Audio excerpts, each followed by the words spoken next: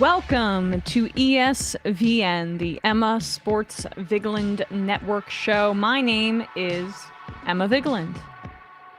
And like and subscribe, youtube.com/ESVN show if you're listening on the podcast platforms. Put on push notifications. Like this stream, comment on it, get it in the algorithm. Comment if you're watching it not live, later on. That would be nice. Hello to my co-host and producer, Bradley Alsop. Good afternoon, everyone. Ooh, baby, we got a matchup for the Super Bowl. Eagles-Chiefs. Yeah, I think my back is hurting a little bit. I'm a little sore from playing quarterback for the 49ers yesterday. Ooh. So you were the third string guy behind Josh Johnson. I need to go to the chiropractor a little bit. Just tough business handing off the ball to Christian McCaffrey. Yeah, right. I mean, I can understand. Strain your back. Also carrying the team. That's what quarterbacks do, I've heard. That's where most of the back. It was 10% handing off the ball to Chris McCaffrey, 90% putting the team on my back like Greg Jennings. Yeah, like Brock Purdy, it was getting ridiculous, the hype around him. At the same time, though, pretty steep drop-off with him and Josh Johnson. Oh, boy. Yeah, which I'm not like particularly surprised by as much as I love Josh Johnson as much as the next guy. He is like the Uber journeyman for the NFL. He's been on like 15 teams and three teams 3 times in his career. He played in the AAF as well as the XFL, if I'm not mistaken. But that's tough business for a conference championship game. Absolutely, yeah. And we will get into that game in a little bit. We also, the NBA trade deadline is coming up, but we won't be touching on that in this episode because, come on, guys, conference championship weekend. But there will not be much has even happened. Not much has happened just yet. The only really notable move is Rui Hachimura to the Lakers. So, yeah. What it seems as if, I'm hoping that a lot of these rumblings or rumors or, the scuttlebutt actually manifests itself in some interesting trades and not just, all of a sudden nothing happens. Yeah. Which happens sometimes in NBA trade deadlines. So. Yeah. And there's some Knicks rumors as well, but it doesn't seem like they're going to make any big moves. I'm quite ambivalent about them this season, but right. That's a whole. I mean, even though that was a pretty miraculous win over the Celtics. Yeah, that was awesome. It's like, what are we doing? That's the tough part. Is like I'm excited when they win, but then I'm also like, should I be? Yeah, right. Are we just kicking the can down the road? Yeah, that's how I feel. But let's just dive right in to the big story from yesterday: Chiefs-Bengals. What a game! What a game! Still a little bit anticlimactic because of how that game ended. Let's start really there with the really unfortunate roughing penalty. I'm thinking about Joseph Ossai today. Yeah. You play hard. He's a second-year guy. Was injured a lot his first year. So this is clearly the biggest game of his professional career, bar none.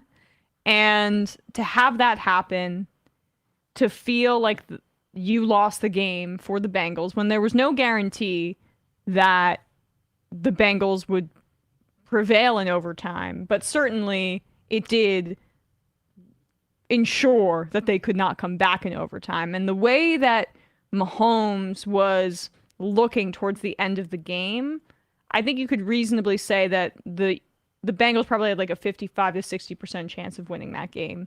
I would have taken them in overtime, given the fact that Mahomes clearly, whatever pain meds that he was on, whatever injection that he had gotten in that ankle, whatever adrenaline that he had to start the game, was starting to wear off because the Chiefs were really struggling offensively in the second half. It also has to do with Lou Anarumo's, I can never say it. Anarumo's defensive adjustments, which have been legendary throughout this recent success with the Bengals.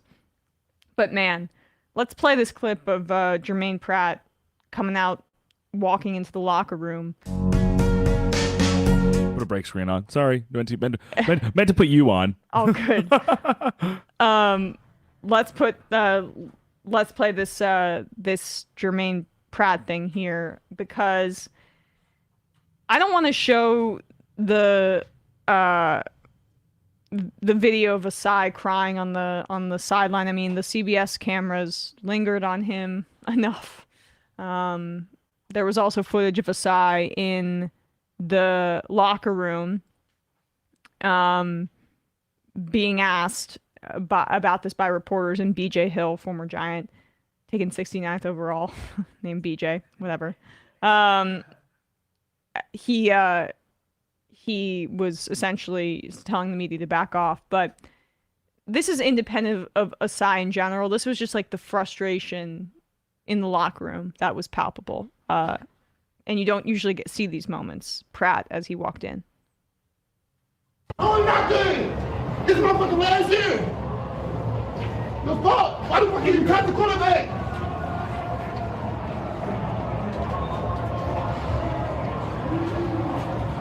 Just screaming to himself there. Basically, can't touch the quarterback. But originally, his first sentence there was, "This is my motherfucking last year." And this matters to these guys. I mean, he might not be there next year. This is the end of a run for a group of men. And they've been in it together. They fought hard together. And the reality of these teams is that while the decals on the helmet and the jerseys stay the same, unless, you're rebranding, but stay relatively the same, the locker rooms won't look the same, and there will be many, many guys who won't be there anymore. And that was their last chance with that group of teammates that they love. Yeah, and I just want to be clear, too, before I get into the reactions after the game, that no one is saying that football is not a cruel sport. And I don't mean that just physically. I mean emotionally and mentally. Yeah. These moments, whether we like it or not, will reverberate within the minds of these players and emotionally affect them for the rest of their lives. And that's not being dramatic. That's just the truth. The reason we remember guys' names like Brandon Bostic, the reason why we remember a guy like Brandon Bostic is because he missed the onside kick that led the Seahawks to go to the Super Bowl and ultimately win the Super Bowl. The reason why we remember a guy's name like Hank Baskett is because Hank Baskett couldn't get a fumble when he was on the Packers, and the Packers lost the Super Bowl. How about Kyle Williams, the punt returner for the 49ers, who essentially set the Giants up in overtime to go to the Super Bowl? It's all it went off of his shin. When these guys, when their careers are all said and done, and I mean specifically people in this camp of like guys who famously made a mistake to swing the outcome of a game, this is what they'll be remembered for. And not entirely, of course. Some of these people can continue to go on to have amazing careers. Ossai is 22 years old. This is his second year. And he had a really solid game He too. He played very, very well throughout the entirety of that game. And honestly, in the second half of the season, he was an extremely reliable pass rusher for them. He has a bright future. Mm-hmm. No questions about it. And this should not, once the dust settles, once the shock of this moment subsides, he should be able to hang his hat on that he is going to be a very productive, very good player in this league, no matter where he ends up, and that this is not the end of his story. But that doesn't negate how exhausting it must feel to not only have been a part of this moment, but to know how much it will reverberate for a very long time, especially given the amplification of social media and things like that. Great point. Yeah. So with all that being said, I saw some people on Twitter and I saw some people looking at this moment from Pratt kind of being like, oh, Jermaine Pratt should take notes from BJ Hill as a teammate. I don't want to make this a matter of kind of saying that Jermaine Pratt is being a bad guy for expressing this frustration. Their season's over. And he also wasn't in the vicinity of Joseph Ossai at that point. Ossai lingered on the bench. Right. They were many minutes. These guys are all devastated, and there's different ways that devastation manifests itself. Like Pratt, I guarantee you did not necessarily. I would not necessarily think, knowing, based especially off of how BJ Hill comported himself when Ossai was taking questions from the media. I don't really think behavior like that, where blame would be pitted on one person, would be necessarily tolerated in this locker room. So, as much as people I think want to take this 12-second soundbite and make it seem like Pratt is a bad teammate, I don't think that's the case. I think this is a man completely hopped up on adrenaline, having played one of the most important games of his life and coming up short given the score, given the time. we have to remember too that these moments, and that's what they are. They're moments. They're fleeting. If Ossai's leg is inverted one way, if he stops, if he just goes out of bounds, if his hand does not reach Mahomes' back, it's a different outcome. Yeah. These are split second decisions. And so for it to be over and it to be over because of a situation, because of that play, it's hard to control how you react to these things. I just want to give a lot of grace to these players. Yeah, of course. I mean, the only reason these are human beings, and the emotions are and first of all, Ossai, that was the right call. We'll get into the refereeing for the rest of the game in a bit, but that was the right call. And it's also the cruelty of it is punctuated by the fact that football, these games are single elimination. I mean, it's why we love the sport. It's why I love it more, to watch it more than any other sport, because of the drama of it. I mean, there's nothing that gets, the emotions could not be higher and the stakes could not feel higher than, in a single elimination setting like this, as opposed to a 7-game series in hockey or basketball or whatever. I mean, I'm not saying that those series aren't beautiful in their own way, but they're more fluid as opposed to having this kind of moment, and they have different contours, like in the sense that there are ups and downs and miraculous moments and disappointing moments and upsetting moments that cover the span of like a week and a half, essentially. Right. All of these moments are compressed into 3.5, 4 hours max. Exactly. With pregame and postgame included. Like the Bengals season at the beginning of this game was we are one game away from punching our ticket to the Super Bowl. 4 hours later, their season is over, and they have 6 months until this next season. And to add to that point, I was just looking up Jermaine Pratt's contract. He's on an expiring. It's the end of his contract. Yeah. Like Ossai, who was also a 3rd-round pick, but he was a 3rd-round pick in 2021. Oh, okay, got it. Jermaine Pratt's contract's expired, and so people who like to say these are spoiled, wealthy athletes realize their contract, each of them, around $4 million for 4 years, $5 million in between, because Pratt was taken, I guess, a little bit later, or 72nd overall versus 69th overall. So Jermaine Pratt has made a little bit less money, and the money has gone up since he got drafted. These are legacy-making moments for these players. Yeah. And Jermaine Pratt thinks if I go to the Super Bowl, first of all, they're getting game checks for these extra postseason games.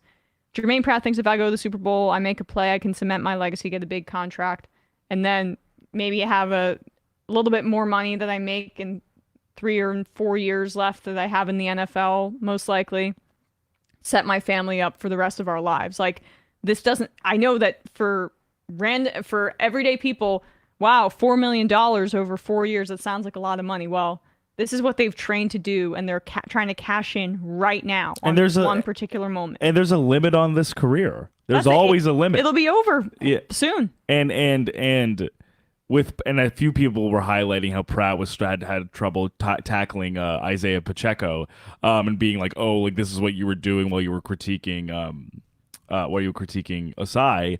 And the thing is, like, fair enough that he had a few tough plays, but at the same time, all of these things are cumulative in a loss. It's not one play. It's not why are you pitting players against each other when they don't feel that way at all? It's not one missed play. It's not one missed tackle. It's not one penalty. Neither thing would have mattered if the Bengals were up 45-20. Yeah. They would have been footnotes for roughing the passer, but because it was a tie game at the fourth quarter, every single moment counts, and all of these things do not happen in a vacuum, or do not happen in a or unnecessary roughness, we should say, because he was out of the pocket. But, right. And so none of these moments are, all of them build on each other. They're not isolated. Yeah, like not one thing or one play lost this game for the Bengals.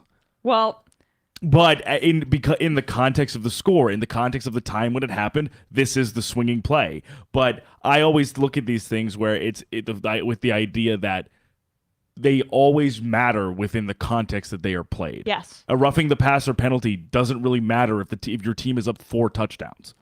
Let's talk about the game in general, and then maybe we'll get to the refs later. Because I do think that the Chiefs deserve to win this game. Oh, and I just want to say also, as we get into this, I think there are a lot of guys, a lot of people to highlight on this Chiefs team for gutting out this win. But like, it might be exhausting to say, it might be boring to say.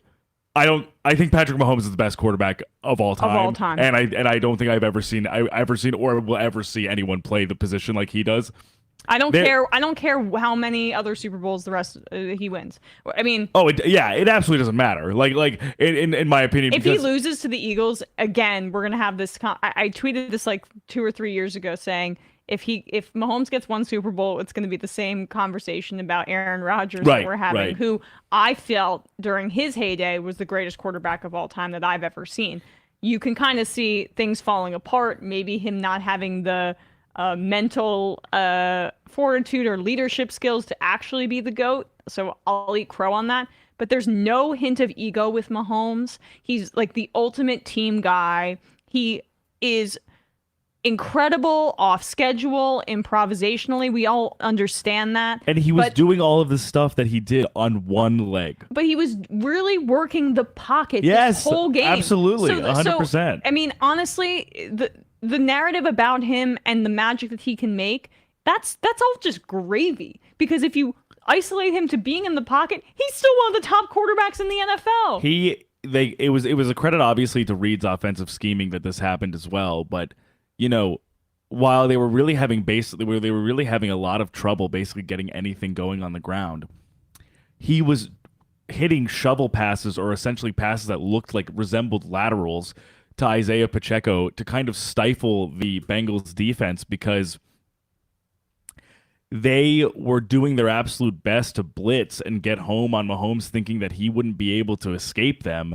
And because of his creativity and because of his ability to know exactly when to let the ball leave his hands, he was able to get it to people to make things happen after the catch and behind the line of scrimmage and exploit the fact that when he was getting the ball to a guy like Pacheco or McKinnon, there were no defenders in sight. Yeah.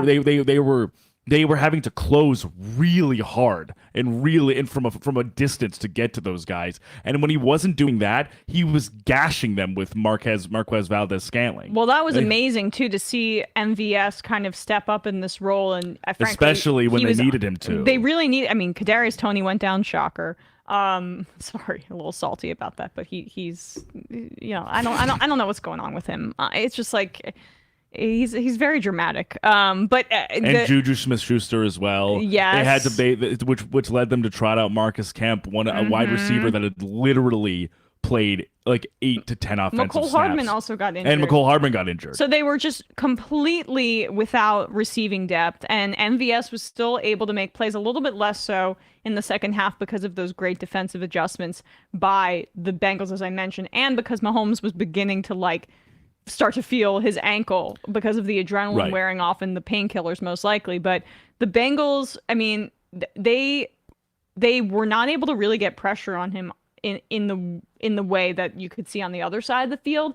The Chiefs offensive line did enough to make sure that the pass rush did not get home, did not wreck the game, understanding Mahomes' limited mobility. And as I said, it doesn't really matter, too, if you give him just enough time and he's on one leg, he's still incredible in the pocket. Yeah, that's really all he needed. He didn't, in the sense that he didn't need 10 seconds in the pocket. Yeah. He needed just enough to process the field and exploit the matchups that he had in front of him. And Andy Reid is so skillful at using short area passes to, maximize offensive chances, as well as finding space in zone or reading coverage or training or kind of, conditioning his players to be able to read what's in front of them. Mm-hmm. And Kelce, despite being despite being a huge part of the Bengals' defensive game plan, was still able to break out for a touchdown and was still able to 7-8 catches himself. Exactly. And he had back spasms going into the game. Right, he was a game time decision. Yeah, I mean, who knows? Maybe in any other context, maybe he would have been probable, but they were trying to, at the very least, they were unsure about his Right. health. He might have had to.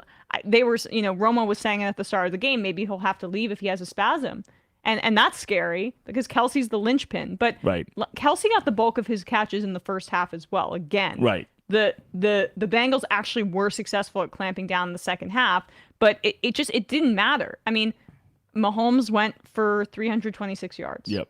On 29 completions. And he should have had 3 touchdowns. He only had 2, but Kadarius Toney dropped that one. Yep. It's just, what else can you say? I mean, what else can you say? And I also want to mention too that like on the other side of the ball, Chris Jones. Chris Jones cemented why he's I would say the best interior defensive lineman in the league, and because whereas the Bills' defensive line was even struggling to get some pressure on the 3 backup offensive linemen, Cordell Olsen, Hakeem Adeniji, and Max Sharping in the Bengals, Jones was making mincemeat out of these guys.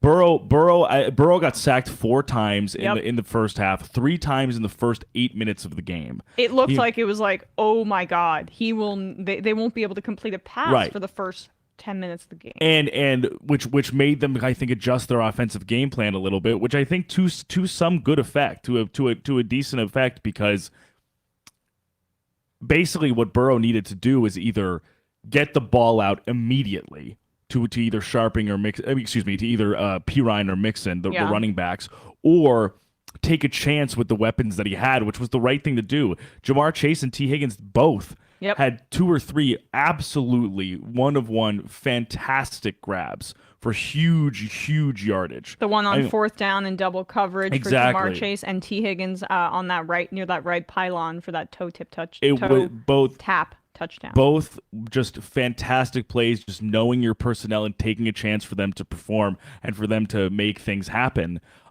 Is exactly what they needed to do and what they had in front of them, given the difficulties, given the attrition on their offensive line, and given the fact that their defense, while playing well and adjusting, was struggling to get that one play that would maybe swing the game. That an interception, a sack. Like they got, I believe they did recover. They recovered that kind of strange fumble from Mahomes. Yeah. Sam Hubbard recovered that fumble, but no interceptions from Mahomes. Right. 2 from Burrow, although the second one was essentially a punt. Right, because of how far back they were, right? And then Josh Williams, I believe, ran backwards a little bit too, so it was like on their 12-yard line. They were going to punt anyway. It was but. It just the protection for the Bengals just completely collapsed. Like even when Joe Burrow was able to make stuff happen, especially in the second half, he was still running for his life. And that's where it was coming from, sort of too. Like mixing was neutralized. Like they weren't able to run up the middle with him to the same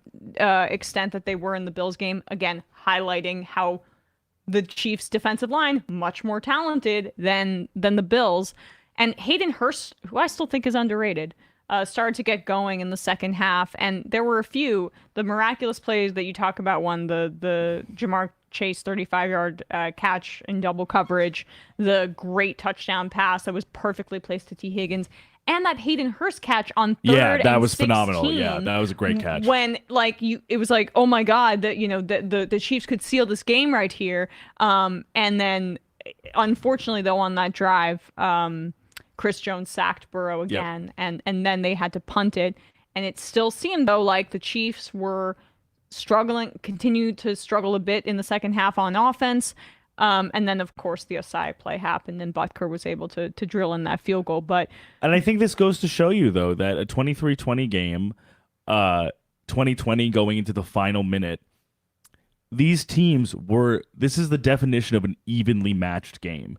These teams played up to their strengths, made everything difficult for each other. And it was settled by a field goal and settled by a penalty. This is, and not saying that obviously not the only place, but I'm saying this is what happens when the margins for victory are so razor thin, because 2 teams who know each other pretty well are preparing for every contingency. And so I understand that it might, like you said, it was a little anticlimactic being settled, being kind of a huge penalty, being kind of the game-swinging factor. But this is also emblematic of there was really no way this game could have been a blowout by either end. These teams knew how to scheme up for each other, and they just made everything difficult for one another. let's talk though about the refereeing up until that point. Oh yeah, Because which there was some egregious the Ossai, nature. the Ossai unnecessary roughness with Mahomes, who sold it, but that's his job to do that. I was actually going to say I completely agree. Like some people are like Mahomes flops. I'm like, yes, give me a break. But be that as it may, even if he Mahomes haters are really annoying. Like, I mean, he's not even hateable. He's not Tom Brady. Like, the worst people have on him is that his wife's annoying. And like, okay, fine, but let's not get carried away. That's association. This also. isn't Big Ben. I mean, it's just give me a break. But be that as it may, that's how I feel too. Is like, part of what you're trying to do when you're gaining an advantage in the game is also kind of selling contact in a way, and also kind of bending the rules to your advantage if you can get away with it. I wouldn't really Nothing Mahomes did was against the rules either. Right. And what Ossai did was he had, you see the screenshot, his hands are on his back when he's 2 feet out of bounds. Yeah, I mean, come on. And I wouldn't expect anything less though, because Mahomes is smart. Yeah, he's like this. He knows it was a penalty. He's gonna sell the contact. But however, let's talk about that third down play. Oh yes, yeah, that was astonishing. It was. If I were a Bengals fan, I would have been apoplectic because they ran the play. Kelce was short. I believe it was Kelce of the line to gain. It was 4th and 4, 4th and 5. They would have had to punt. Yep. I mean, I didn't. From a viewing perspective, I didn't know what was happening. Like I was not. I couldn't really follow the referee's explanation of what happened, and I even think Gene Steratore, the rules analyst, was having trouble kind of like digesting that. Hear, right. But, kind of like, digesting that for an audience. But even me, I not to toot my own horn, but I think I'm a pretty well-informed NFL viewer. If even someone like myself was having trouble parsing out what exactly was happening, I imagine for casual viewers and just people watching this game with no, rooting perspective, were like, what the hell is going on? So it was a clock issue, and they weren't able to communicate that correctly. Fine. Let the play go if it hasn't been communicated, and fix the clock in post, you dumbasses. Don't run a play and then run it again. Zach Taylor was livid, rightfully so. Because it's hard for me to see that as anything but giving a competitive advantage to another team for a mistake neither team made. And yeah, and then like the conspiracy theories go about, of course, the league wants the Chiefs back in the Super Bowl. NFL rigged. We ran through this with the Patriots for decades, right? And I don't think it's rigged. I do think that sometimes if you're a star, you get more favorable calls. But I think that extends to, I think that's pretty sports wide. 100%, right? Yeah. I mean, refs get starstruck, especially when refs in the NFL, and I saw Aaron Rodgers commenting on this on the Pat McAfee show, and in between his whining about woke culture, this was actually a decent point. Refs are not full-time employees in the NFL. Right. And they Which don't get shocking. paid money. They are cheaped out in terms of the amount of money that they make. And so guys like Gene Steratore go to TV. The strongest to make minds a living. to actually make money, because the NFL, despite being immensely profitable, like out of this world profitable, has chosen to cheap out on refereeing and the technology around refereeing. They have chosen not to get a sky judge, which has been advocated for many years at this point, a referee that sits in a perch and is able to see the bird's eye view of the field, what we all see at home. They're all just on the ground using traditional methods of refereeing from just decades previously. I mean, let alone we need to be putting a chip in the ball. What was that is reliable. That is consistently reliable in the divisional round, right there, and having to tape it back together so we can measure the line to gain. Are you kidding me? They're like untying a Boy Scout knot of chain link to like get the game started again. Yeah, some of these practices, just especially for how much money this sport makes and how much revenue this league generates. You would just think that this technology or the ability to arbitrate these things would be state of the art, and of course because of how complicated and complex and how many different scenarios can be generated in an NFL game, the rule book is enormous. Don't get me wrong, but I think a huge difficulty and a huge issue that the NFL brings upon itself is that their response to this is to not simplify things. It's to continue to over-legislate these things. Well, the thing that, remember that the complete overreaction to the Eagles pass, right? Or not the Eagles. Was it the Eagles and the Saints? Damn. Yes. The pass interference. Yes. From Excuse me. The Rams and the Saints. The Rams and the Saints. Complete overreaction, making it challengeable, which didn't change anything. It didn't change anything. It didn't affect anything positively. Yeah. It became more inscrutable. It became more difficult to figure out. And then they reversed it a year later. So it's like even that is like, if you're going to try these things out and they're going to fail in a year, it's only leading to this knowledge production for refs and for teams, only for it to be thrown out. Yeah. It's so confusing. It's so convoluted. But I think part of it is that they enjoy the conversation.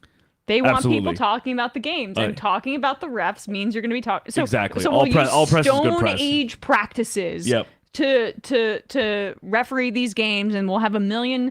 That conspiracy I'll get behind. That's the conspiracy. They are controversy. fine with this being discussed and over legislated because it's people talking about football. And I saw, whatever. Kayvon Thibodeau, stop tweeting. Like, I like you for the Giants. You're annoying on Twitter, and you not knowing who Joe Staley is embarrassing. But regardless, the one decent point he did make on Twitter was that why don't we have press conferences for these refs? I mean, there needs to be some public accountability. Some of this stuff is just nonsense. Especially this year it's been the worst year yet, with the roughing, the passers being out of nowhere, complete, just dog shit touching the quarterback. And even in the Eagles 49ers game, the punt that hit the wire, and they just were like, okay, can't redo it. There's no recourse for that. You guys want cameras zipping all over everything so you can have a million angles, but you don't realize that some of your equipment could affect the play. Get it together. And there needs to be a rule book on a rule on the books to make that right. But in the end, I do think the Chiefs deserve to win. Mahomes is incredible. I feel badly for Burrow and the Bengals, but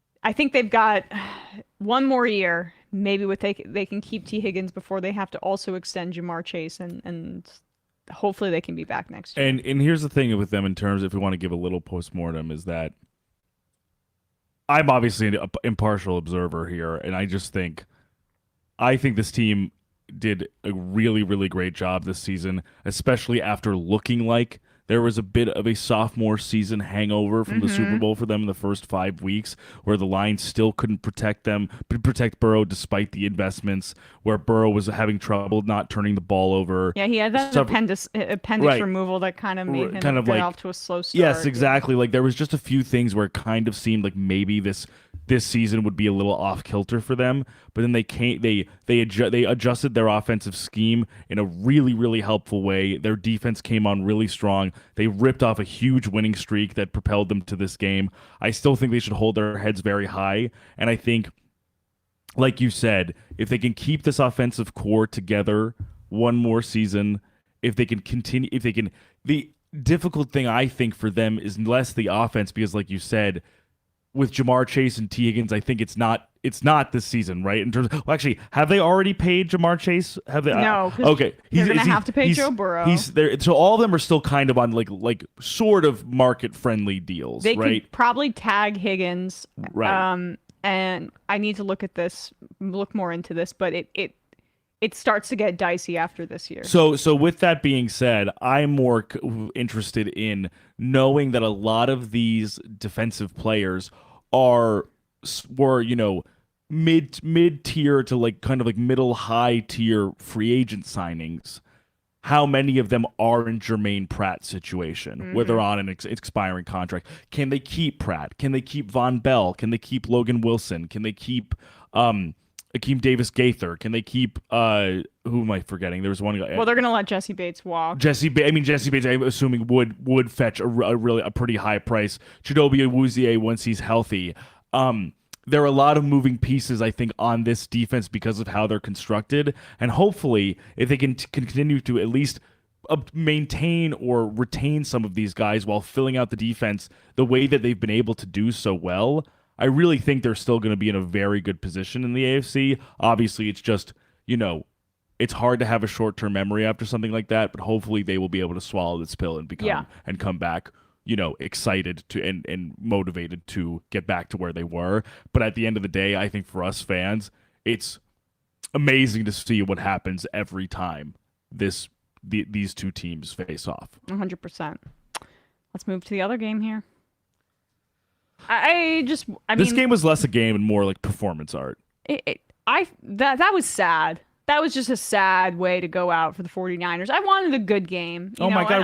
I thought this was going to be the better game. I thought this was going to be the more exciting game. I obviously, was rooting against the Eagles, but mostly I was just rooting for a good game. 100%. And this was not a good game. Let's start with the Eagles really quickly because you can't say enough about the way this team is constructed. It's one of the best teams I've ever seen in my life. I was saying this to you before we got on. I think just because I didn't really want to fully accept it, that I've been almost like downplaying or underestimating the Eagles, and I can't do that anymore because, like you'll recall when I in my prediction that the Giants game was going to be so much closer, and that I was skeptical about how healthy Jalen Hurts was. Hurts is healthy, and it's there. And Hurts is healthy, so that was they really put that concern for me to bed. Is he though? Well, he's healthy enough to blow out both teams. How many passing yards do you think? My point is, it doesn't fucking matter. Well, that's the thing. How many That's a good passing yards point. do you think he had? Yeah, 104. Close, 121. Okay, all right. So that's not a lot, but my doesn't matter if they win by 31-7. That's my thing is like that was my concern, and maybe it wasn't even the correct concern out to going into the Giants game. And then I thought the Niners, even with Purdy, a healthy Purdy, would have enough skill, and that defense would be, the defense would be too difficult to withstand. This team is just across the board the best team I've ever watched, and we were talking about this. Their weakness is essentially their linebackers, but that doesn't even matter because that front because the front and the secondary don't really allow you to exploit the linebackers. Like you kind of can't get into a position to exploit them. So like there's no weaknesses. It's really insane to watch. It's absolutely incredible. And I mean, part of me wants to say, has there ever been a team that's had an easier road to the Super Bowl than having a bye, beating the terrible, like the not very talented Giants, beating a team without a quarterback in the 49ers at the same time? I don't even know if it would matter. Even if it was close games, they're that good. But I think that offensive line is freaking amazing. And I cannot believe that Kelce is still playing at this level. It's just the interior too. That it's like that across the board. What was it? A 6-yard touchdown for Miles Sanders to start off the game. I was like, okay, that interior of the line is feeling it. Yeah. And the 49ers have such strength at their defensive line position, and it doesn't matter. No, it did not matter. And it's amazing as you go across the board. I mean, it's not only a testament to these players, it's a testament to Howie Roseman. Howie Roseman, who, by the way, Eagles fans wanted his head on a platter a few years ago. Yeah, because of the wide receiver pick when they didn't take Justin Jefferson. Right. And look, and he turns around and their left tackle is one of the best left tackles in the league. He's a converted rugby player. Yeah. That they drafted in the 7th round. Jordan Mailata, Lane Johnson, one of, if not maybe the best right tackles in the league. Yeah. And the best by far. Kelce, might be the best tackle in the league, but he's on the right side. Right. Right. So it seems less important, but truly, like if you want to actually look at it, but Jason Kelce, the best center in the league, maybe one of the best centers of all time. Yeah, he was like, I'm going to retire this year. Actually, JK, I'm coming back, and I'm just going to be the genius that makes this offense churn. Yeah. And even the less heralded guys, Landon Dickerson, a very young player, a very good player. Second-round pick that I wanted. Stupid Eagles. Isaac Seumalo, like this entire line, and then the 3-headed monster of Kenneth Gainwell, Boston Scott, and Miles Sanders. Like you said, it might have been the wrong concern of mine because maybe it doesn't fully matter if Hurts is not going to be as active on the ball. They have if this running game with this offensive line can churn like this, and if maybe AJ Brown and Devontae Smith, remember those guys, can catch 2 or 3 go balls. I don't know how you stop this offense. I don't know what the strategy is. I don't know where you put your attention towards. But like the Giants game, neither of those guys were particularly active because they didn't need to be. I mean, I don't think Jalen Hurts is 100%, but it doesn't. The team is that good. It didn't matter. It literally was like inconsequential. That's it. I mean, and it's just Hassan Reddick had the game of his life. He was all over the field. I gotta say, it's hard it's difficult at this point in time for me to really like kind of beat up on Shanahan here, but next time, do not. I am a Jets fan. I know this. Do not put Tyler Kroft, your second string tight end, on the line to block Hassan Reddick. Just don't do that. That was odd. He will destroy that man. Well, let's talk about Shanahan for a second, because primary Shanahan fan here. I mean, I still think if it's not Dayball, it's Shanahan for Coach of the Year. What Agreed. He was able to do with Brock Purdy, who, I mean, the accolades towards Purdy were getting ridiculous. It's a fun story, but the point is that Shanahan has always set his quarterbacks up to succeed in these kinds of situations. And it was unfortunate because Purdy was banged up going into the game. Yep. And then so early on, that hit from Hassan Reddick where that elbow bent back, you could tell that he did not have any real feel for the football and couldn't grip it. And that's what they were saying. And I believe it was, I think Terry Bradshaw said this on the broadcast, but I think Chase Daniel, backup QB extraordinaire, tweeted this as well, is that if it was like an ulnar issue in the hand, it might have been a nerve issue. So the concern, I think, was that he couldn't throw because he couldn't really feel his hand. Right. And so, and that was game. And so there was just only so much he could do. The one thing I will criticize him for, and this is all just butterfly effect, but why the hell did he not challenge that Devontae Smith 4th down conversion? Of course, this is a 31-7 game. I mean, like this is a different in the sense. This is at the start. But I'm saying in the sense of like looking back, like it was a blowout, obviously. But I'm saying it's hard to go back and be like what could be or not. But the issue is, sure, maybe you want to be conservative and keep all your timeouts in the event that the challenge doesn't work. But he clearly dropped the ball. Oh yeah. Especially given what that catch leads to, that catch precipitates the Miles Sanders touchdown, you're down 7-0 because of a play that should have been called back. Yeah, and it was just not if the receiver is like, get to the line, and the Fox broadcast did a terrible job of actually pointing that out. They didn't show the ball moving until later in the game. Right. But the point is that the receiver was rushing to get the rest of the team to the line to get the playoff. Might be time to throw the challenge flag. If you lose the timeout, I don't think he ended up utilizing his timeout at the end of the half either way. Then so be it. But that is such a consequential play. On 4th down, you would have gotten the ball turned over on downs. And I just thought that was it set the tone for the game for sure. It was just a bit of a cowardly decision by Shanahan, who, absolutely, for all of his aggressiveness and gumption and intelligence and versatility on offense, like he's amazing at that. Sometimes in these game management situations, he can shrink a little bit.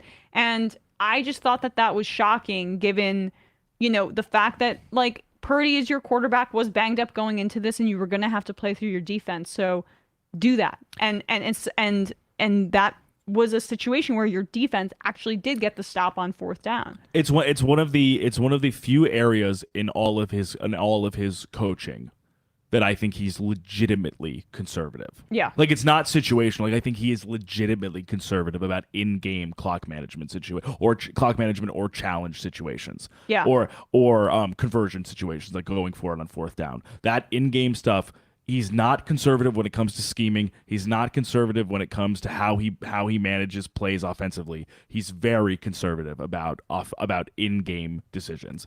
And that's one that I think was particularly costly, because if you were going to be aggressive in any game, it should be the one where one win gets you to the Super Bowl. And we should say that we showed Jalen Hurts stats earlier. he was not playing that well up to that point. The 49ers defense had a really great start until the dam broke. I mean, they were all over the field. And they were closing hard correctly on the run. They couldn't stop it was difficult to stop the run game, I still think, at the beginning, but it was hard work all over the place during that part of the game. And then they started taking a million penalties because they were tired and trying to make too much happen, and that was that. But that was shocking. Yeah, the penalties, they were seemingly getting a penalty on every snap almost. Those were backbreaking. They surrendered, like, I would probably conservatively assume, like 150 yards. And Travarius Ward was having a great start to the game as well. And he absolutely was. He was going one-on-one with AJ Brown or Devontae Smith, I think, in a few separate series, and he really was blanketing them. Yeah. It just, like you said, this is a aggressive, hard-hitting, physical offense. It's not easy to stick with them for 4 quarters. They are by design geared to exhaust a defense. Yeah. And I think that's exactly what they did. And I just need to express this. It's not even really about football, but Trent Williams throwing Kayvon Wallace to the ground was one of the funniest things I've ever seen in my life. Yeah, he is a strong man. Trent Williams is like, I'm 33 years old. We're currently down by 3 to 4 scores. Yeah. I don't want to be here anymore. Yeah. So if this guy will not let go of my teammate, I am going to launch him into the sun. Yep. And everybody except Ndamukong Suh, which understandably they are kind of similar builds. All the other guys were like, "Oh, I'm actually not gonna fight this 6'6", 325-pound player. Yeah, that's cool. Could the refs eject him now, please, so he can stop domineering over us?" Yeah. It's just that was amazing, for sure. But we have one more wrinkle to hit. We sure do. Did the Empire State Building have some sort of stroke or a lobotomy, or what was more likely, some sort of corporate deal that forced them to do this? I mean, like, this is cuck behavior. I'm embarrassed for my city.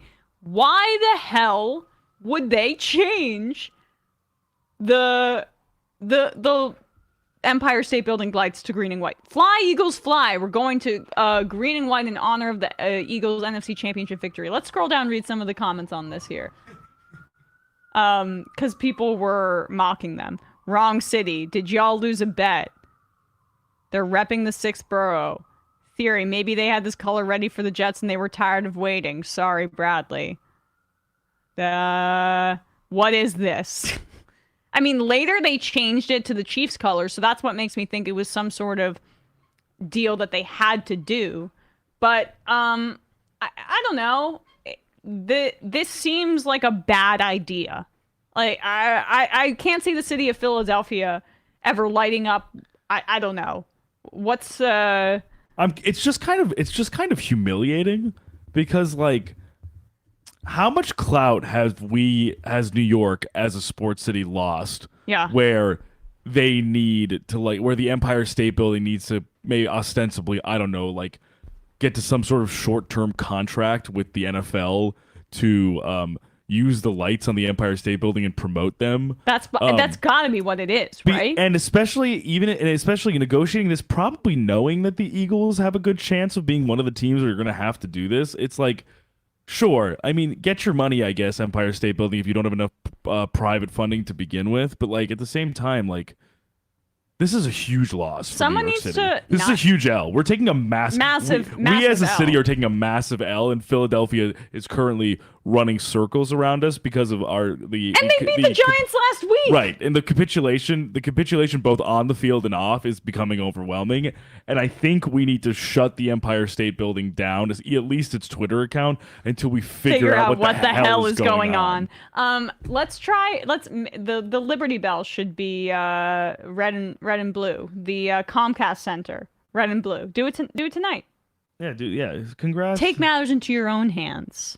New Yorkers, drive down there and spray paint it. Don't actually. That's not advocacy for vandalism. That is a joke. But top 10 anime betrayals. That's what I have to say. Complete ridiculousness. And people thought it was photoshopped. No, like when I saw it, I literally was like, there's a ability for me to see the Empire State Building where close to where I live from a distance in Brooklyn, and I checked. Unreal. Do better. Embarrassing. Yeah. All right, well, that's really it. We got 2 games. Let's talk some NFL news, and then I want to touch on this Emmanuel Acho thing. Oh, yeah. Very confusing situation right now with Vic Fangio.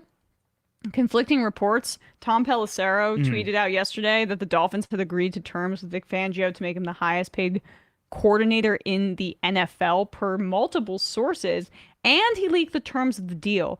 We don't know Bill Belichick's deal. We don't know, Andy Reid's deal. Like the coaches' contracts are very much kept under lock and key. So this was quite a specific announcement by Tom Pelissero, saying that he was going to be joining the Dolphins. Eventually, though, a few hours later, 9 News and the San Francisco Chronicle, that is interesting, a reporter from there, said that the deal was not in place yet. Now, the drums is that it seems like DeMeco Ryans is going to be hired as the head coach of the Texans.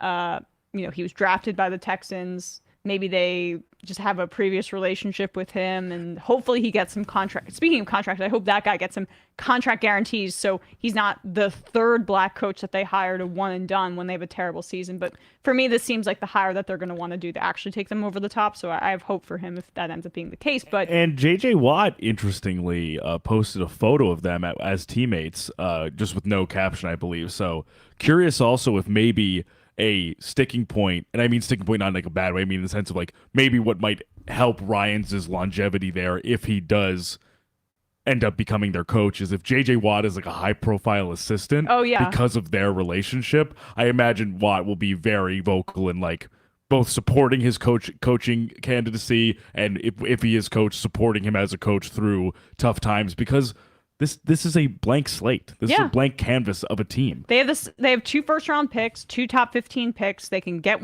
whatever quarterback in theory they want at 2. Not whatever, but one of the top ones. But putting that aside, that seems to be what's going to happen. Right. Fangio might want to go to San Francisco.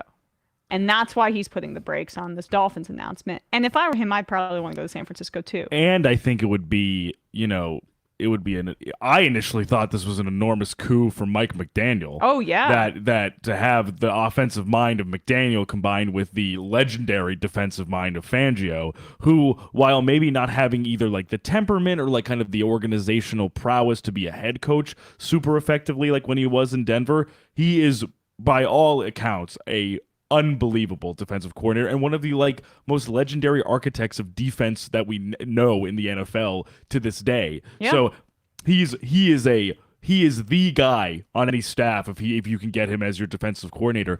But as some people were saying, which I think you're speaking to this as well, which I think is well taken, is that it would be really ideal for Shanahan if this brain drain is to happen with Ryans, to be able to fill that slot. Oh, are you kidding with Vic Fangio? Oh, like, wow. If that's the case, that personnel combined with Fangio, I think is, like you said, far more appealing than the personnel in the with the Dolphins, even though I like some defensive players on the Dolphins. But this 49ers defense is a realized unit. Oh, yeah. I mean, come on. I'm sure Fangio would love to work with Travarius Ward, Nick Bosa, Eric Armstead. Yeah. I mean, Fred Warner, like Jimmy Ward, Javon Kinlaw. We didn't even touch on Fred Warner in that game. He had the hottest start ever. It's like he is clearly the best middle linebacker in football, and it's just by a country He mile. might single-handedly be like inflating the value of that position Exactly. after it being severely depressed. Like he himself is like the most. He might be alone like rejuvenating the middle linebacker market because of how good he is. So if I were Vic Fangio, that's where I'd want to go. So that is some fascinating stuff. Absolutely. And you wonder if Tom Pelissero's source with all the contract details was somebody within the Dolphins organization trying to do the old Supreme Court public leak to lock in the votes to make sure that Vic Fangio felt pressure to go to the Dolphins now that it's been leaked that he has that he would be the highest paid coordinator, or it's a way to pressure the 49ers to act and get him to also get to his offer to get matched by the 49ers in terms of term and in terms of money made. I think we will know very quickly what if and when Ryans is announced as the Texans coach. I think the Fangio domino falls essentially immediately after that. I mean, if I had to predict, if I was a betting man. The Rooney Rule now applies to coordinators as well. Coordinators. So, first of all, by the way, it seems like the Niners will get a compensatory pick because he would be a minority hire coming out of there. Which is honestly, it is that in itself is one of the few positive byproducts of brain drain for an organization in that. Well, that's why they should be more incentivized. You can see how deep the racism runs in the NFL. That even though they get draft picks, if they're more bites at the apple, if their coordinators are successful and get hired elsewhere, that they don't do it. I mean, that's the issue. 100%. It's a great point because you're literally leaving draft capital on the table by not either allowing these people to get requests for interviews or just like not promoting that level of turnover. Yeah. So anyway, fascinating stuff, and we should know a little bit more once the day's over, the show wraps. But any other news dumps, by the way, or any other conveniently timed news dumps? Any other in the middle of the game? Was there a slow news day where something came out? Jerry, it's just not subtle, bro. He is so shameless. This is why we know who, pun intended, the star of the show is in Dallas. Yeah. Is because all of this shit that just happened has Jerry Jones written all over it. And it is a show. And it keeps it's a show. It's a play. It's a comedy of many errors. of errors and of money. I mean, truly it's like slapstick down there in Dallas. And it still keeps Jerry in the driver's seat. I am convinced more than I was before, and I made this argument. This man does not want to win a championship. He doesn't care. He does not care. And this is not to say Kellen Moore is Kyle Shanahan or Sean McVay on the offensive side of the ball. I mean, I think he's been overrated for a little while, right? Like but he's not a bad OC. They made it. It speaks to their terrible process as an organization that they just gave him the job because he was the backup quarterback for Dak Prescott, and they were like, "You guys work well together. Let's just do this." And so the whole his whole ascent was weird in and of itself. Totally, but he's super young. Like he's really young. He looks like he's 12. Yeah. But the reality is that the Cowboys have been top 6 in points 3 out of the 4 years that he was there, except for the year that Dak Prescott got injured and broke his leg. And so that kind of, I don't know. I mean, I that speaks to him being at least serviceable. No, and I certainly thought that also. Kellen Moore fired, by the way, and off to the Los Angeles Chargers. Sorry to bury the lead. Yes, Kellen Moore, the Cowboys offensive coordinator, fired. Reports that now Mike McCarthy will take over offensive play calling duties, and very quickly, Brendan Staley, head coach of the LA Chargers, hired Kellen Moore to replace Joe Lombardi as his offensive coordinator. What I'll say about Kellen Moore is I agree with you that sometimes I think it was overinflated how him being one of the top offensive coordinators in the league, maybe not necessarily, but I will say that, as you said, the person who maximized Dak Prescott the most and maximized Dak Prescott's strengths the most was Kellen Moore. And while there were some frustrations in terms of like usage for Tony Pollard and Zeke Elliott, I think he was able to find a good balance between them, given the kind of financial push to sort of like play Zeke Elliott, given how much they Who was doing invested. that pushing? Yeah, right. We can't have the better guy play more snaps because he's not making as much money and people don't know him as well. That was basically the Jerry Jones's philosophy of his 2 running backs. Exactly. I mean, the incentives are all messed up for the Cowboys, and to me, this seems like a lot of things. 1, Jerry trying to get more control. 2, McCarthy trying to save his own ass, because there are multiple coordinators that have been fired at this point. Yes, Dan Quinn's the only one that remains, and has been willing to stay. Well, I think that he sees the writing on the wall here. Jerry's got 1 more year. I mean, not Jerry. Mike McCarthy's got 1 more year. But why he will get fired is that apparently he might be calling plays. That's why. Oh, I'm so sorry, Cowboys fans. Let's give the dope who's known for being a dope in terms of making decisions on a football field. Let's give that guy more power. Those final years before he finally gave up control of the offense, but it was still bad in Green Bay when he was calling plays. The offense was horrible. Horrible. And it was Aaron Rodgers, and that's it. Right, and stupid. Like, not even really, and I don't even blame the players. Like, it was stupidly constructed. Yeah. It was just, I mean, I don't know. Kellen Moore, definitely an upgrade from Joe Lombardi. Oh, no question. I think the work that he did with Dak was honestly really impressive for the most part, because we know what Dak's limitations are and we know what Dak's strengths are, and I think he was able for a lot of the time there to maximize the strengths and minimize the limitations, and he was able to identify both. And I think that's quarterback super who important. can relate to Herbert, 100%, understands how to play 100%. the position. At the very least, that is an improvement. And he's not Moore, I conservative. think, sees an opportunity here. Yes. Like, Moore sees an opportunity that if Brandon Staley is fired mid-season, he's going to get interim head coach. Right. He was getting head coaching interviews throughout this process. Right. So there are people in the league that regard him as a head coaching candidate. He could get promoted internally if Staley is out after a year, and that would not shock me whatsoever. And I think, and honestly, I think I totally see that. And also, I think that relative to Lombardi, for sure, he is a far more inventive and creative play caller. Even with this personnel, hopefully, of course, the Chargers can augment this personnel and actually find some more explosive weapons for Herbert than they have. And also, once their line gets a little bit healthier. And can they run the ball? And 30th in the league in rushing yards. I mean, Eckler is a great fantasy player, but he's not utilized well enough between the tackles. And they need a rushing attack to take some damn pressure off of Justin 100%. Herbert.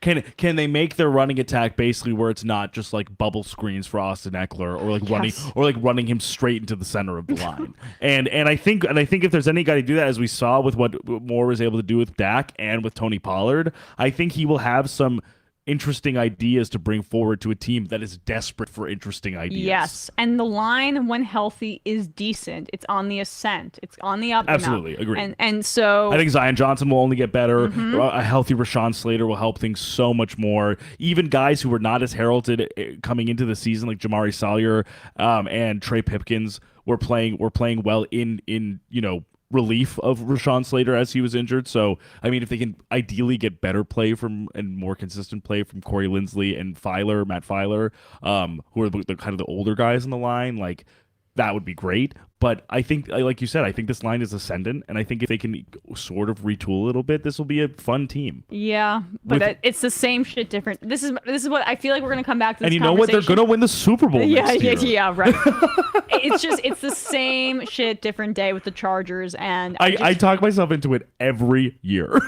It just feels like they really, if they wanted an organizational reset, if they wanted to get serious about winning, they would hire a guy that would overhaul so much of the garbage that you see at this team. They're terrible conditioning team that gets their guys injured every year. They have terrible process for injuries.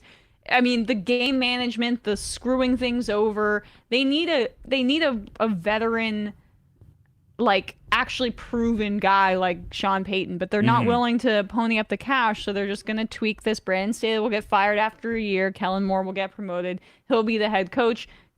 he won't have. He's a first-time guy, doesn't have the clout to overturn the entire staff in order to make sure that the Chargers are a functional organization. It'll be the same shit.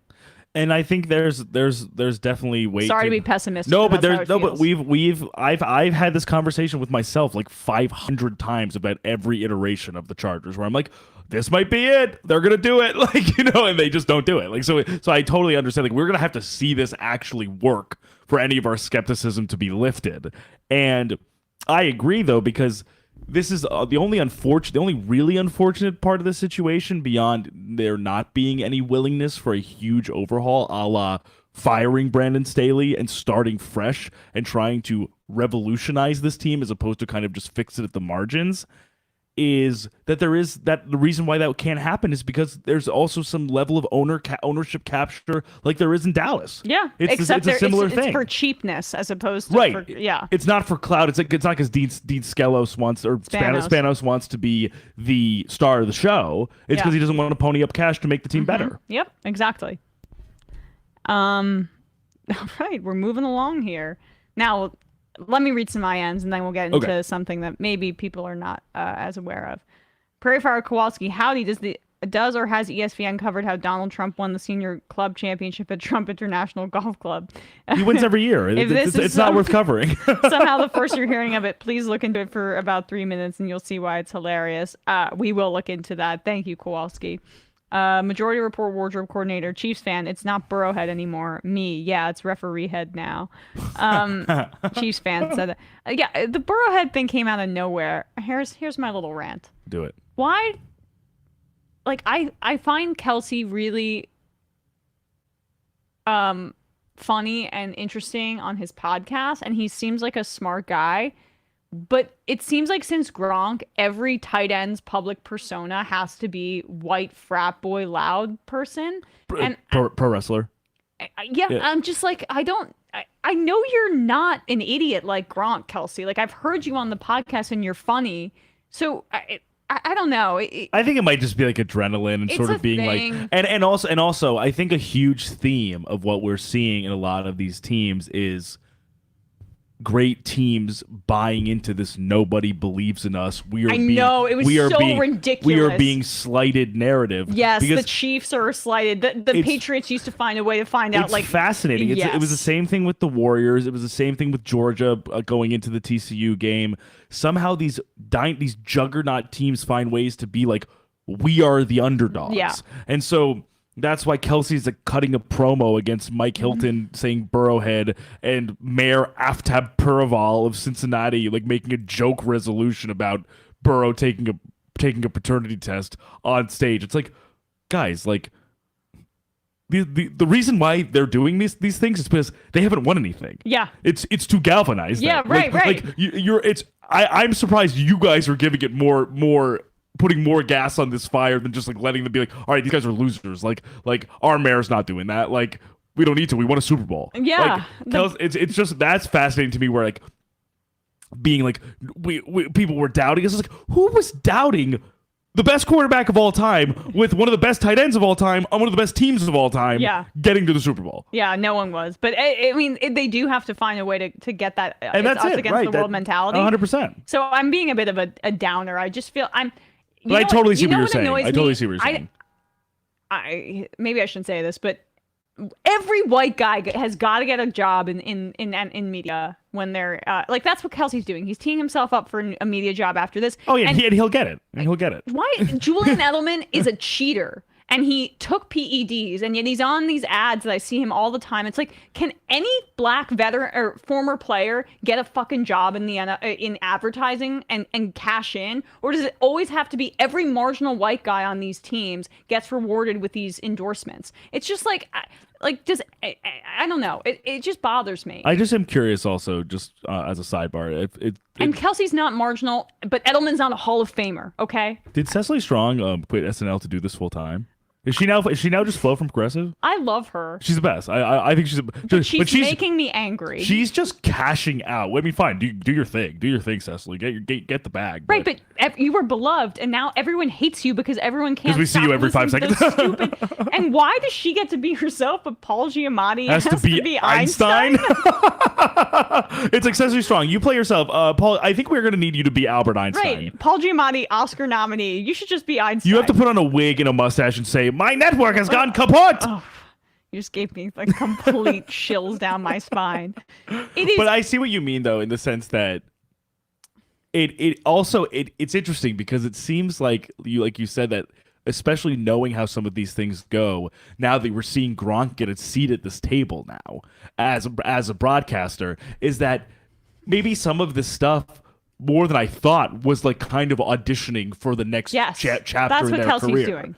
But oh my God, Gronk is funny for ads. He's funny at clubs and funneling beers. Get him off of the analyst table. Yeah, I don't know what I they're don't looking want to for hear there. this. It is impossible to listen to. The Fox broadcast is horrible. I mean, at least NBC, even though they have Tony Dungy on there, they do actual reporting. They have Mike Florio there, who's an actual reporter. They have actual analysis with Dungy and with Jason Garrett and with the Patriots defensive back. Now I'm blanking on his name. Wait, who were you thinking about? NBC broadcast. Damn it. Rodney Harrison. Oh, Rodney Harrison. I mean, they have actual analysis there, and it's just Gronk is horrible at that job. I'll give credit where credit is due. I actually think, speaking of non-Hall of Famer white guys, Greg Olsen, I actually think has been doing a pretty good job. I actually think he is good at making digestible some kind of more obscure or kind of difficult to parse rules or schemes or things like that, and I think he does it in a very approachable way. And he seems like he actually is kind of having a good time and is like a funny guy. Yeah, no, he's good. He's a good broadcaster. I've been pleasantly surprised by him. But this is what I'm saying though. Is like I'd rather more Greg Olsen's than be like, hey, look at Gronk. Yeah, I mean, Like, someone says Aaron is not cool. They're looking for Charles Barkley. I know. Yep, they're exactly desperately it. trying to recreate the TNT crew. And that's I think that's every marketing or every strategy meeting for these networks is, how can we be inside the NBA? Yeah, it's not going to work. The answer, you can't. The point is that happened organically, and everything you guys are trying sucks. Dan from Columbus, I look forward to the It's Always Sunny episode. The gang makes the Empire State Building support the Eagles. It's pretty good.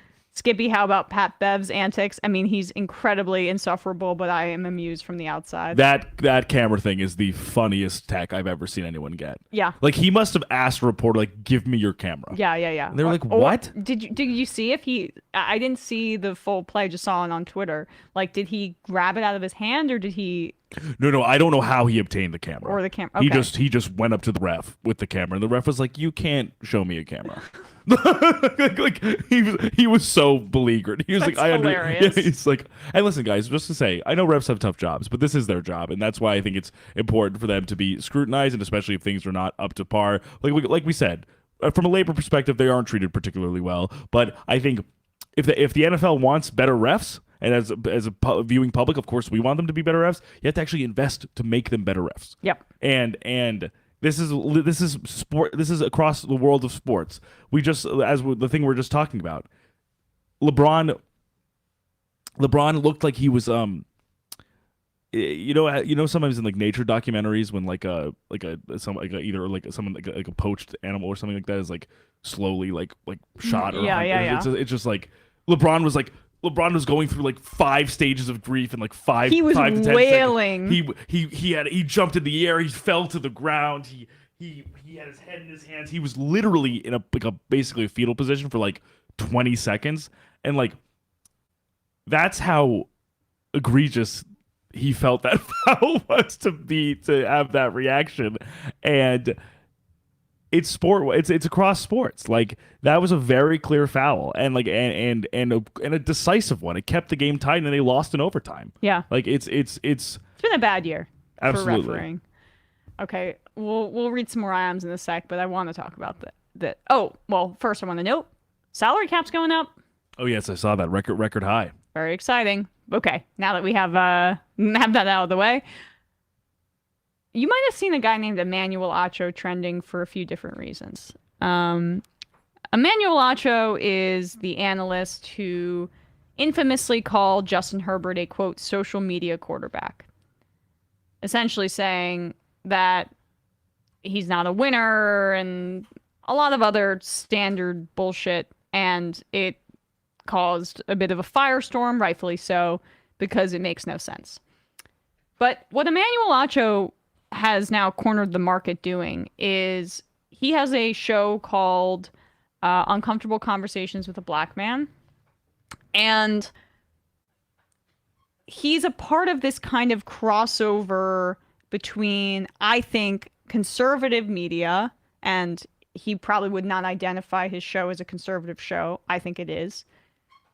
And sports media. We just on the Majority Report played a clip of Jason Whitlock, who went from sports media to the Blaze and is now on Tucker Carlson, essentially apologizing for cops and running cover for them, murdering Tyree Nichols. He said it was egregious, but that it was really just a distraction from Ukraine. So just Tucker Carlson talking points. And that transition has happened quite quickly. There are more sports figures who are going to make this move. My guess is that Emmanuel Acho will be the next to go to, say, somewhere like the Daily Wire. Because you'll see this in this conversation with Van Lathan and Rachel Lindsay on Higher Learning, which I believe is a podcast with The Ringer, that they had this, and I watched the whole thing. I'd highly recommend it. And when we clip this, we'll put a link to that full interview in the description. Van confronts Emmanuel Acho in no uncertain terms. He does not mince words about the premise of Emmanuel Acho's show, Uncomfortable Conversations with a Black Man, which are not really that uncomfortable. He'll have guys on like NFL Commissioner Roger Goodell and essentially take what he has to say at face value about things like Colin Kaepernick and systemic racism. It's not that uncomfortable. People don't leave conversations, white people, where, I mean, that's supposed to be what the show is about, confronting racism, don't leave conversations with Emmanuel Acho feeling uncomfortable. But Emmanuel was certainly uncomfortable in this interview. Here's just a part of it that was clipped by Van on Twitter. Oh, when white people say, well, racism doesn't exist, I know why they say that. Because I've been in them rooms when they saying that. Mm-hmm. When I kick it with black people and they're like, all white people are racist. I know why you're saying that. All the while, I have the privilege and luxury of not having generational trauma because my parents were born in Nigeria. So, man, my method is removing some of the sting because I don't have that sting and trying to deliver a message in a manner that people can receive it. Okay. Let me tell you why what you just said offends me. Okay. All right. You saying that you don't have generational trauma and you didn't mean it this way, but the reason, and it's, I have to name it, you saying that you don't have any generational trauma in some way meaning, or that in some way meaning that your delivery method to white people is going to be either more effective or more sanitized is, to me, dangerous. And let me tell you why. Everybody that you just named and what you're talking about does what they do in different ways. I don't think that any of the things that they do are necessarily harmful. But what I could say is a black man, a prominent one, acting as an emotional butler for white people and serving them the most milquetoast, unspicy, unseasoned brand of racial discourse and accountability possible could definitely be harmful. Like, we're fighting for our lives. And to me, having a conversation like that at that particular time, it's not that it's a different method. Everybody has a different method. Is that it's the wrong method, is that it gives cover for. So that's just a part of the interview, and I don't want to play too much more because I really want to direct people to it. Because that's actually one Van goes even harder later, and I appreciate that. And look, I'm a white lady, right? So I'm just commenting on this from my own perspective, and as someone who's a progressive and wants sports spaces and media spaces to be anti-racist. It was cathartic to watch because first of all, let's just say Emmanuel Acho saying that because he's a Nigerian American, that he does not have generational trauma touched by racism, and that can be his perspective. That's okay in a vacuum, but he's a media figure and he's espousing these ideas to his audience. Nigeria colonized. Yeah, like Nigerians speak English because they were colonized. Of colonization. It was a colony in Africa. There's a British colony. a lot of generational trauma in Africa. So it just seems reductive and like frankly a little offensive to people historically and contemporarily who have been victims of and byproducts of and collateral damage of international colonialism to say because I'm Nigerian I basically grew up in a utopia where black people don't have generational trauma, where black people don't suffer the scars of slavery. He said, I have the privilege and luxury of not having that. I mean, and so I think that's ignorant about your countrymen and countrywomen. I don't think a lot of Nigerians, and I don't mean to speak for them. I like you said again. I am a white man. I understand that I am not emblematic, nor do I represent anybody of the black experience. However, I don't. From my personal opinion, I don't think a lot of Nigerians would agree with him by saying, you know what, me too. Yeah, it's just so. I'm sorry, I totally lost my train of thought. Oh, the privilege and the luxury point. Yep, I mean, that is one really dicey way to phrase it. And if you want to say, hey, I had a different, my blackness in America, my experience, my personal experience is very different than that of people who were descendants of slaves that were here in the United States. That's a nuanced conversation to have. Sure. Don't do a show called Uncomfortable Conversations with a Black Man where you are trying to represent the black experience in America. And then ask the most powerful people, like, why are you so awesome? So what is so the point is that, okay, so there's two options here. One, your perspective is not representative of most black people's experience in America, of a lot of black people's experience in America. And so like that's your experience. Then what are you trying to say your generation, your relationship with blackness is, right? And what is that being, how is that being represented in your podcast? I mean, Van makes this point is that he's trying to represent a milquetoast version of that, and I would happen to agree with that. And that's the first option. The second option is that you are using this as an opportunity to represent blackness in a way that's more sanitized. I guess those are the two same things, really. Well, I think specifically the second thing he says is like, I can soften the blow of acknowledging that like systemic racism exists beyond like conversationally saying something racist or Yes. saying a slur. And he's which the idea is, and what I think of my biggest issue with Emmanuel Acho has been since he even did the After the Final Rose special for The Bachelor, when there was a big controversy over some racism or allegations of racism in one of the seasons, is that his project seemingly from that moment, from other appearances he's had on Fox to this appearance, is we need to make ideas of racism most palatable to white people. Exactly. And we need to make it digestible for white people. And if you don't do that, that is a failure of black people. It is not a failure of white people to acknowledge it themselves or to accept it themselves, that being racist, regardless of whether you are conscious of it or not, is in existence no matter what you do. And he is not willing to say that. He has to say, I am the guy. I am the nicely packaged person to say, hey, white person, racism is not okay. Yeah. And Van Lathan, you're a little too abrasive about it, so that doesn't work. He says he, quote, tries to deliver, I don't want to quote, but he tries to deliver a message in the way that people can receive, is what I remember him saying. And that's exactly what Bradley's trying to say. Like, as white people, I don't want a version of racism that's digestible to other white people. You should be made to feel uncomfortable, and he's branding it as uncomfortability.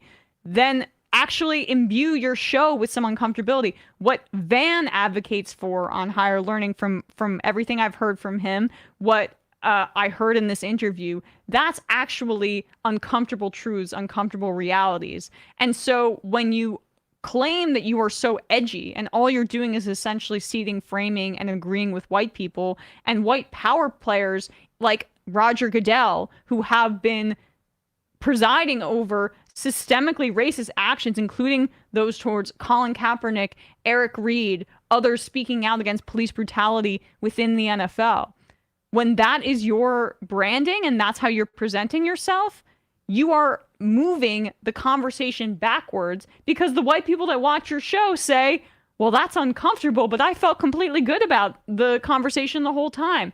So that's what he serves. So when Van says, you're an emotional butler for white people, some white people might hear that and think, that makes me uncomfortable. Well, that's good. That's good. That's the emotional labor that white people have to do.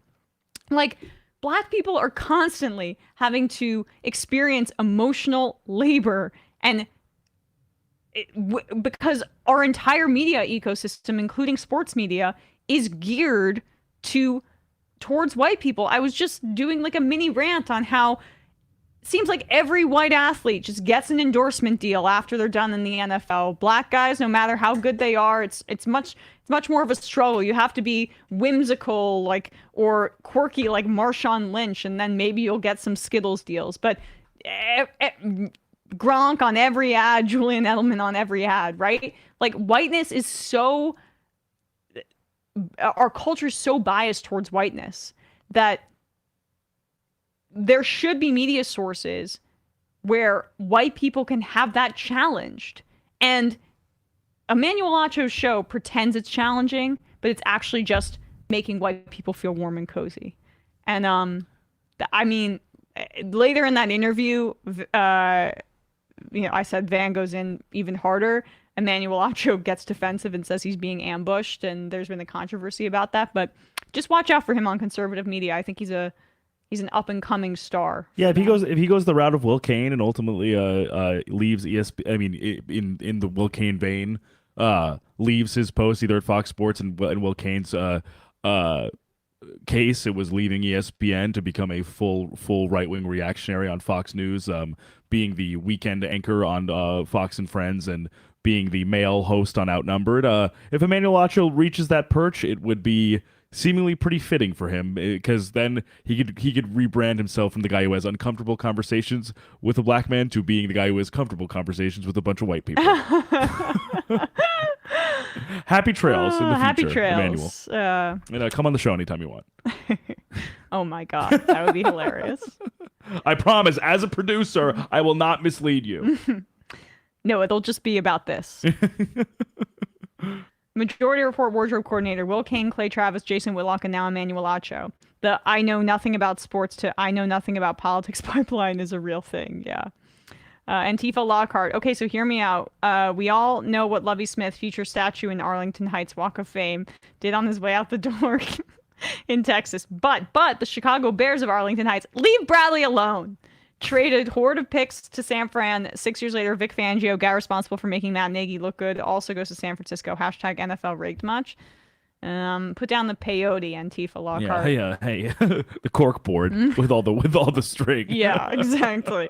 Professional dumpster fire. Please vandalize the Liberty Bell Museum. The whole exhibit in the National Constitution Center suck. If you want to win, put a jersey on the Rocky statue and light him blue and white. At least the entire walk from City Hall to the Art Museum is beautiful.